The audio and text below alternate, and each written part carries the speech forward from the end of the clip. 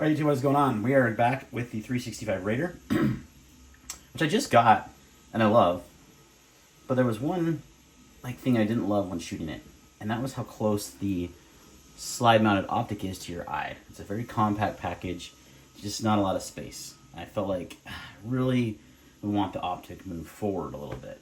So what do? They make an optic forward now. Well, shortly after I got this, which is awesome. So these are available. I think they're currently sold out, but they will be available, so sign up for the wait list. But what this is a forward optic mount as described. So I'll show you how to install it. Super easy. I've got the Holosun 509 ACSS on here that I stole off from one of my other guns, and I thought it'd be kind of a perfect optic for this. It's enclosed.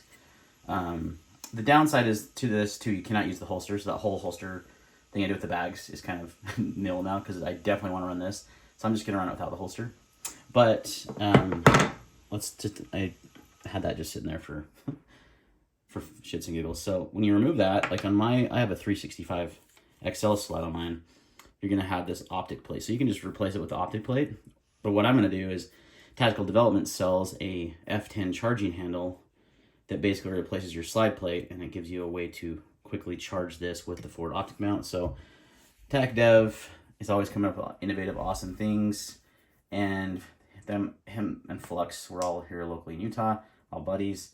They work together on a lot of this stuff, so it's really cool. So he's already got that available for like $60 or something on his website, and it'll be something like this.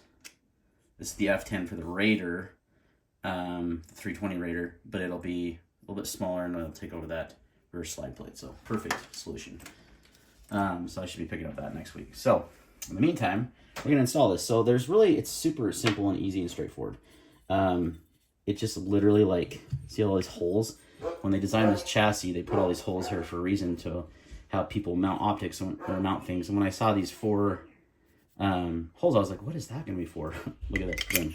So basically you just line this up and you press down, line up with the front of the shroud, and see it kind of clicks into place.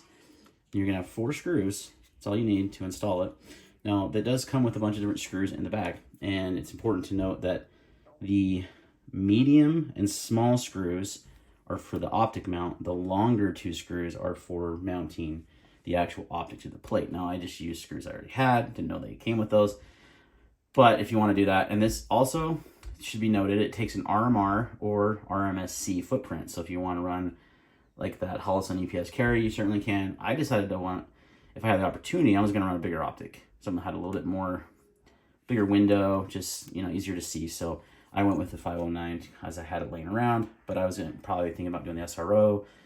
You can do any of those optics. So let's go ahead and just install it. At least it's pretty easy. So they give you the screws, obviously. Now the longer screws are going to go on this side. Now you can see, let me actually deploy the brace so it's easier to see. You can see here that it has somewhat of a tilt. That's where you want the longer screws, and then the shorter screws go on the other side. So other than that, it's pretty self-explanatory. They do give you a bottle of Vibratite. So I'm going to Vibratite these screws and unscrew those, and you want to put them to about 15 pound-feet on there. It's just so easy. I don't feel like I need to film it, so I'm just going to do it off camera and then come back and show you and finish. All right, so it took me 2 minutes. 4 screws, put the Vibratite on them. Short screws on this side, medium-sized screws on this side. The longer screws, again, are for the optic. So that is the end result. You can see how much more forward the optic sits. With the 509, you have the circle chevron, which, let me try to I'll turn the brightness, see if I can get it on screen. I did a video on this a long time ago. Oh, it's not gonna work. Wait. Yeah, see, it's all super blurry, but you can see that big circle and chevron. And with the optic this far from your eye, it actually just works as the idea obviously is to not see the circle when it's up close, but when it's this far away, you're gonna see that circle plus the chevron, which I like actually. But if I want to turn that off, I can turn off that circle and just have the chevron, which might be what I do. But overall, there it is. Let's fold this guy up and shut it so everything works perfectly fine. But now the 365 has a forward mount. And then once I have that F10 charging handle from TacDev, be super easy to charge the Raider. That was one thing I would say is difficult with. I mean, you can just use the slide serrations, especially when the brace is deployed. It's not a big deal, but slide serrations work, but it'll be nice to have something like there. What else was I gonna say? There was something else.